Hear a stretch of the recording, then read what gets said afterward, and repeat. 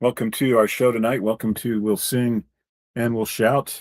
This is your host, Steve Hansen, coming live here from my office here in Provo, Utah. And I am so thrilled to be on here tonight. Actually, I am.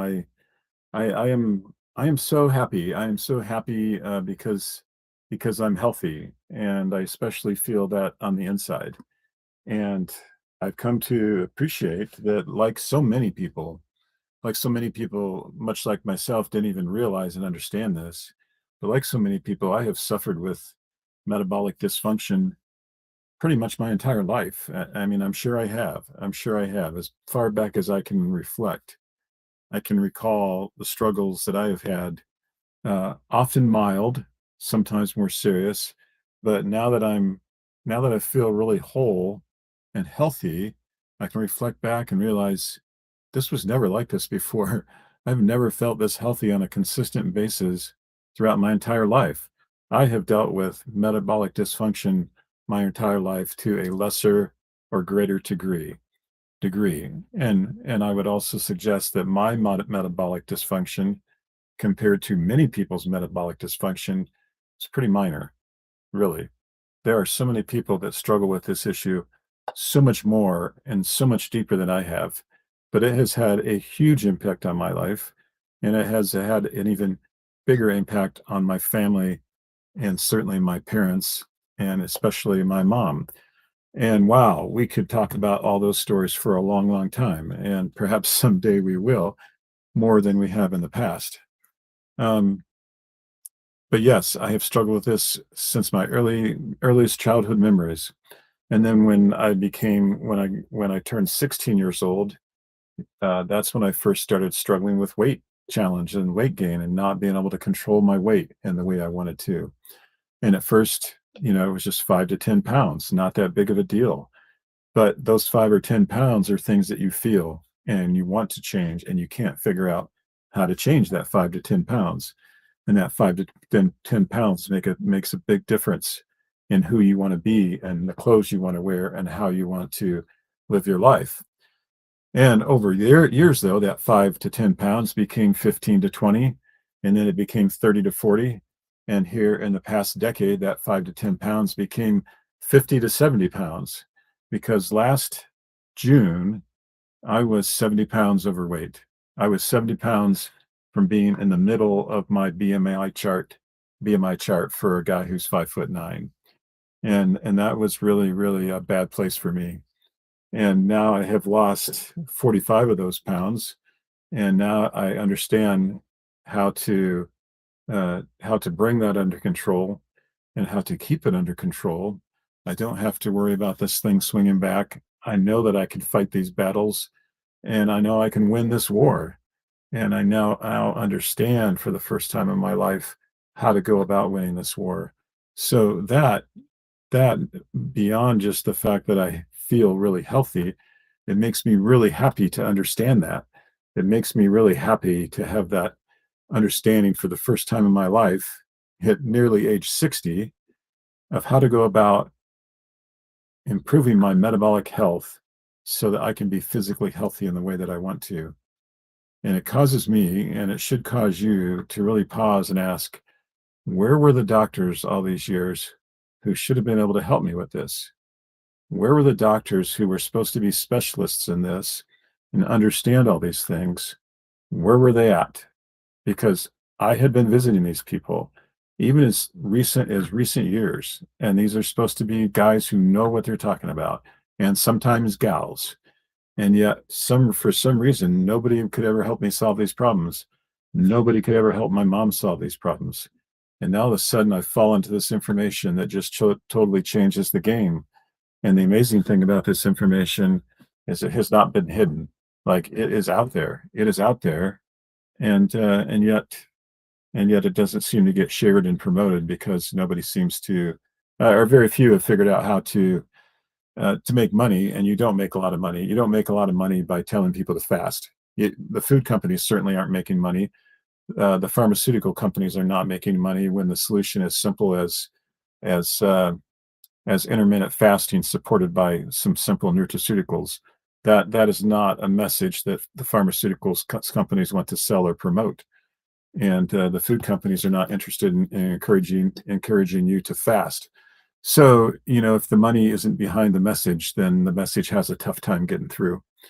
But I am so grateful. I am so grateful for the change that's taken place in my life, not only physically on the inside and how that makes me feel on the outside, but the knowledge and understanding that I now have in my head and possess and can share and readily share. So that is what makes me happy. So Heidi and I were talking here, and we're getting ready to go to Thailand. We leave Tuesday evening for Thailand. That seems like that's about 72 hours from now.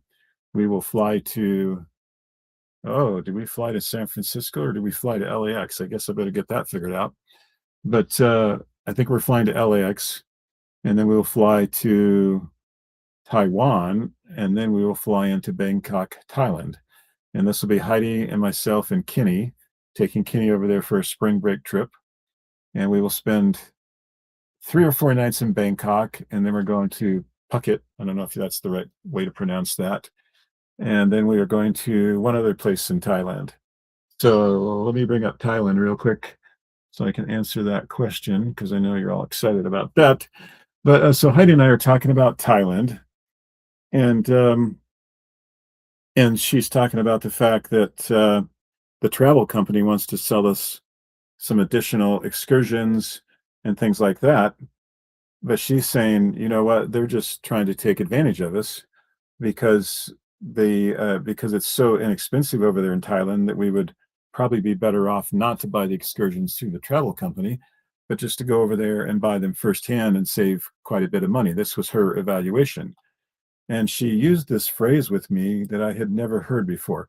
But before I jump into that, so we're going to fly into Bangkok, and then I think we go down to Phuket, which is some kind of a like beach resort sort of experience down there. It looks really beautiful. And then I think we fly back to, I'd have to look at the itinerary, but I think it's Pattaya City. I think that's where we're going. And so we'll be down there, 3 cities, 3 days each, I think, and then we'll be flying back home. So Heidi's talking about how this travel company is wanting to take advantage of the tourist a little bit, and she uses this phrase. She says, they're just milking the tortoise. And I'm like, milking the tortoise. I mean, that's what I heard her saying, tortoise. And I'm like, I've never heard that phrase before. In fact, I've never heard you use that phrase, milking the tortoise. Is that something that they use in Apple Creek, Ohio? Because where I grew up in Bellevue, we never milked the tortoise. And I had to have her say it like a couple times, like milking the tortoise. And then she's like, well, isn't that a saying? Like, and milking, whatever. And I'm like, yeah, I grew up on a farm. I milked a lot of cows, but I never milked the tortoise. So finally, she understood what I was saying, and I understood what she was saying, and she was saying milking the tourist, and I was hearing milking the tortoise. So that's going to be my new phrase now, and I'm a little confused about uh, why somebody's charging so much. I'm going to just tell Heidi, they're milking the tortoise. So so yes, if you feel like you're being taken advantage of, just try that phrase out on your spouse or your companion or the people around you, and just say, those cotton pickers are milking the tortoise. Um, so this morning I got up early, got up around 4:30, spent a little time taking care of some things on my phone, and then I decided to get off to the rec center early and get an early morning workout in when the rec center would not be very busy. And it wasn't. It was nice. I could use the machines that I wanted to. I could get my 3 rounds in pretty much on all the machines that I like to use. I did a lot of stomach crunches. I practiced basketball for a little while, spent about 2 hours over there, came home feeling great. And then I sat down here in the office and put together a drywall bid for a home that a friend of mine is building, 12,000 square foot home, amazing structure. So we're going to work on, we are going to do the drywall portion of that project, and we will also likely do the paint and install the decking if things work out. So that was a little bit of work to get that all put together. Took care of some other things here. Broke my fast, I think around 11 o'clock. Had some good lunch, And then I took a nap. After getting up early, I was ready for a nap, so I slept for about an hour and a half, 2 hours. Got up from that, ate again, uh, had a lighter meal, some salad, some different things, and then I started my fast around 3 p.m. So I am, let's see, I'm about 7 hours into my fast now. I'm feeling a little hungry, like I'd love to go out and get a cheeseburger here on a Saturday evening. And I've had such a great week, and I would feel totally justified in doing that. But I really want to stay on my program. And I know that tomorrow when I get out of bed, I'll be so much happier if I just like stay on my program. So I'm going to drink a little Una Mate.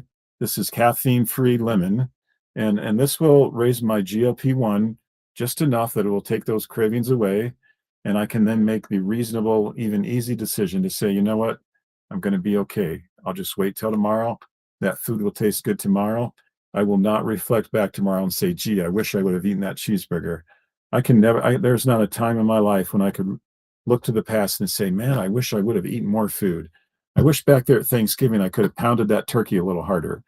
I have never had that experience of feeling like, "Gee, I wish I would have ate more." But there are thousands of times, I'm sure, when I can reflect back and say, "Gee, I wish I would have eaten less." So tonight I'm going to go with the less. I'm going to drink a little caffeine-free Una Mate,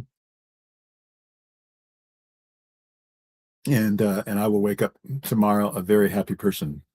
So that is my little message for tonight. Just how happy I am, and the weather is really beautiful here in Provo now.